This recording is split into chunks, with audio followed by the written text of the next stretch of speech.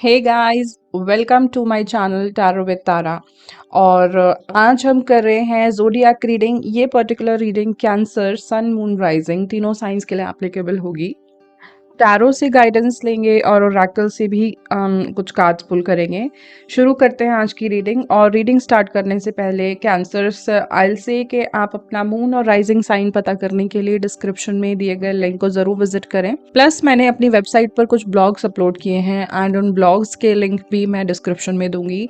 ये रीडिंग, जो ब्लॉग की रीडिंग है, कम्प्लीटली फ्री है। जो कंटेंट है मेरी वेबसाइट पे, तो आप जा सकते हैं। आप चक्रा हीलिंग के रिगार्डिंग ब्लॉग पढ़ सकते हैं। मेडिटेशन कैसे स्टार्ट करें उसके रिगार्डिंग भी ब्लॉग है, तो वो भी आप ज़रूर चेकआउट कीजिए। प्लस मेरे सोशल मीडिया डिटेल्स, मेरे Instagram detail and email detail भी डिस्क्रिप्शन में है, तो आप एक बार डिस्क्रिप्शन अच्छे से ज़रूर चेक कीजिएगा। ऑलराइट, तो शुरू करते हैं कैंसर्स आज की रीडिंग।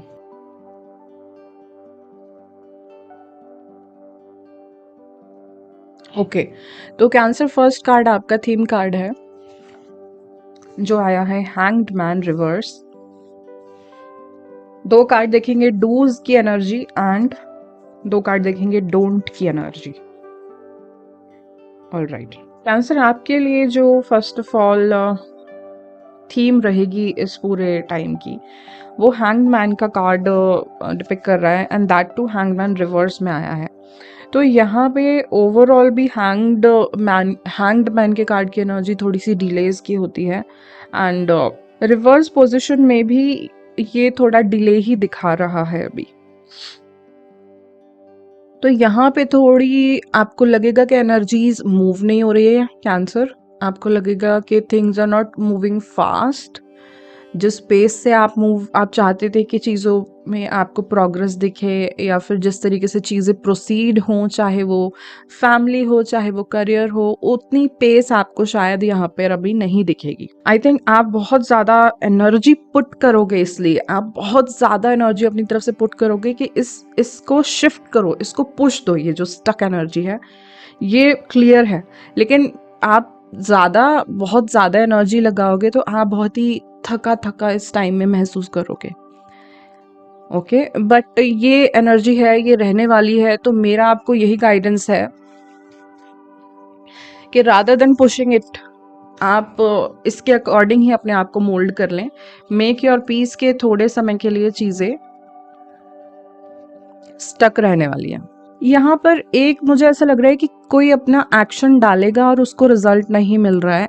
ये पर्सनल स्फेयर में तो हो ही सकता है, आप अपने किसी गोल की तरफ मान लो एफर्ट डाल रहे हो, लेकिन ये एफर्ट किसी दूसरे पर्सन के लिए अगर आप डाल रहे हो ना, आप किसी ऐसे रिलेशनशिप में, फ्रेंडशिप में या ऑफिशियल सेटअप में अगर किसी दूसरे पर्सन के लिए एफर्ट डाल रहे हो और वहाँ से अगर एफर्ट आपको रिस्पॉन्स नहीं मिल रहा है उस एफर्ट का, तो it is a sign for you कि वो काम आप बंद कर दो। दूसरे को प्लीज करना, खुश करना बंद कर दो आप कैंसर।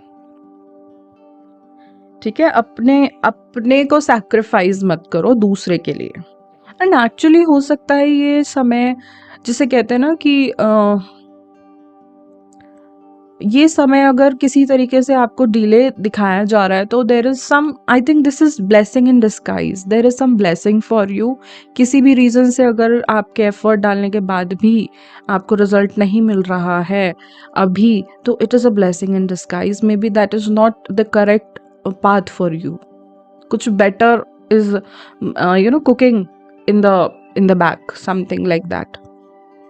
ओके कैंसर्स, तो ओवरऑल एनर्जी यहाँ पर थोड़ा कर्मास की एनर्जी ये मुझे ज़्यादा लग रही है कि कुछ कर्मास क्लेंज हो रहे हैं जैसे, और आपको करने पड़ेंगे कुछ ऐसे एक्शंस, या आपको कुछ ऐसी सिचुएशंस फेस करनी पड़ेंगी जो कर्मा के अकॉर्डिंग आपको करनी थी।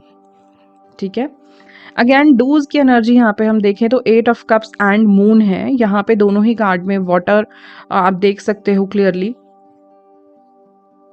एंड वाटर का जो यहाँ पर स्पेसिफिक मुझे ऐसे मैसेज मिल रहा है कि सबकॉन्शियस का कुछ मैसेज है।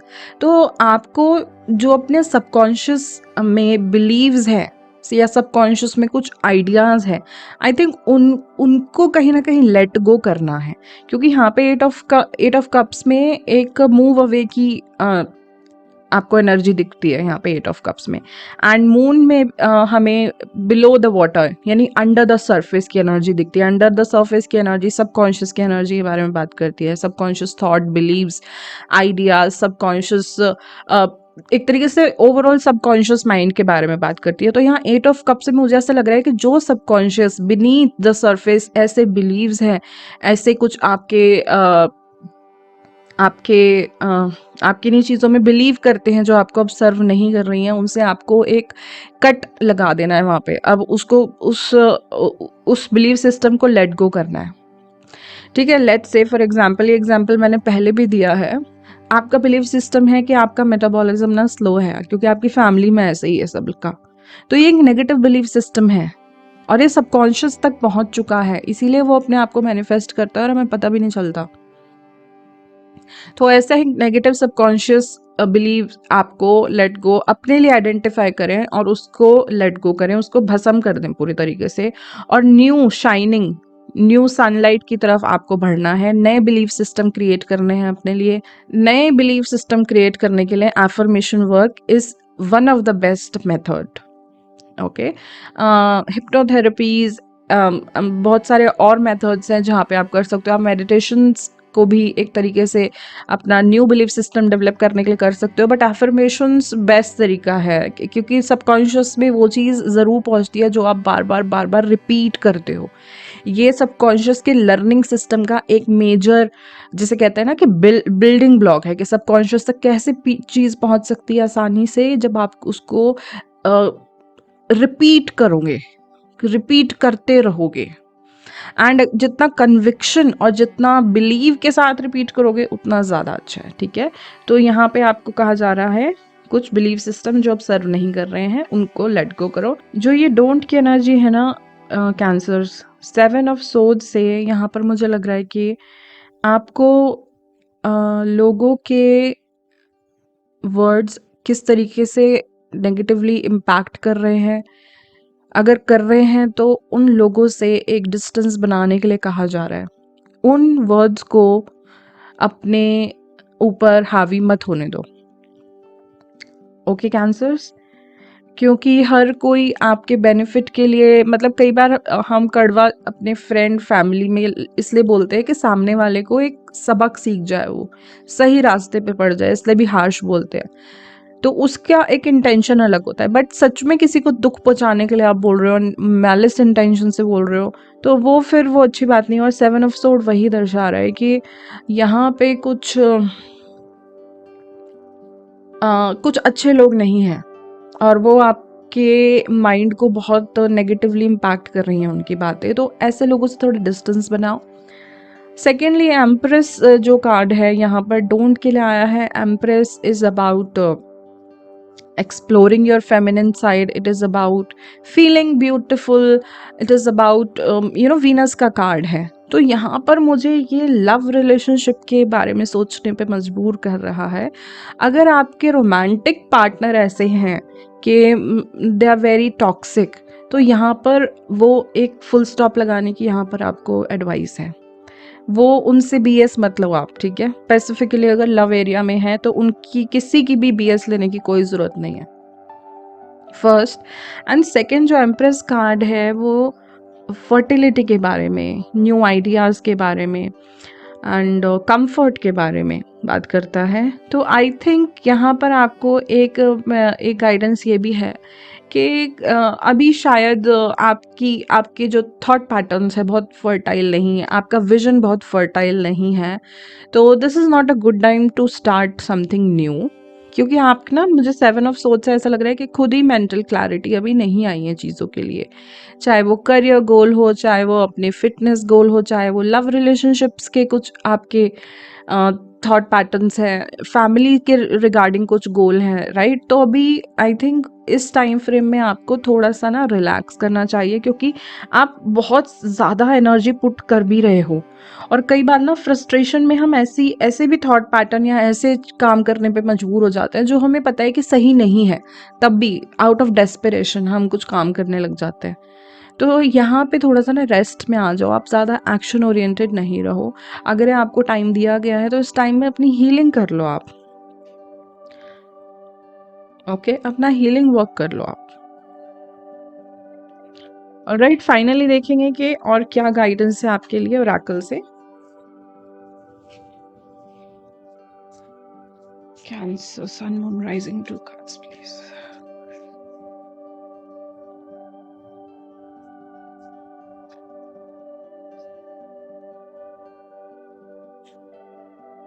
फाइनेंशियल कंस्ट्रेंट्स, ये जो हैंगमैन की सिचुएशन है ना, ये फाइनेंसेस के बारे में भी हो सकती है। And man holding a coin, ये रिवर्स में है।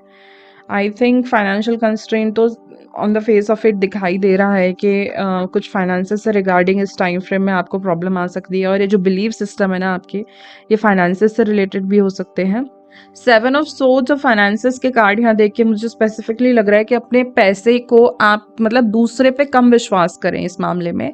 अपने पैसे को उसी बंदे को दें इन्वेस्ट करने के लिए, या उसी बंदे में इन्वेस्ट करें, पर्सन में, कंपनी में, जिस पे आपको पूरी तरीके से विश्वास है। यहाँ पे कोई आपके साथ कौन करने की कोशिश कर रहा है, ठीक है? कॉनमैन की एनर्जी भी है यहाँ पे 7 ऑफ सोर्ड्स के साथ। अगर हम कहें तो अपना पैसा दूसरे को दो, तो ऐसे बंदे को दो जिस पे सच में आपको विश्वास है, क्योंकि मैन होल्डिंग अ कॉइन भी रिवर्स आया है। तो यहाँ पे मैनिपुलेटिव मैन है जो कि आपको पैसा आपका इधर उधर कर सकता है, ठीक है? तो फाइनेंसेस के मामले में बहुत सोच समझ के कोई भी एक्शन ले, आउट ऑफ डेस्परेशन कोई एक्शन ना ले कैंसर्स, बहुत ध्यान रखें।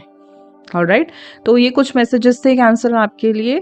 आई होप आपको ये रीडिंग पसंद आई हो, और अगर आई है तो इस रीडिंग को ज़रूर लाइक करें। अगर फ्यूचर में ऐसा कंटेंट देखना चाहते हैं तो मेरे चैनल को भी सब्सक्राइब करें, और बेल नोटिफिकेशन ज़रूर ऑन करें, जिससे कि फ्यूचर में आने वाले वीडियोस का आपको नोटिफिकेशन मिले। एंड अपने फ्रेंड्स, फैमिली सभी के साथ शेयर करें। मैं सभी साइंस की रीडिंग अपलोड कर रही हूँ। ऑलराइट, सो आज के लिए इतना ही। हम आपको मिलेंगे नेक्स्ट रीडिंग में guys. Meanwhile take care and bye bye.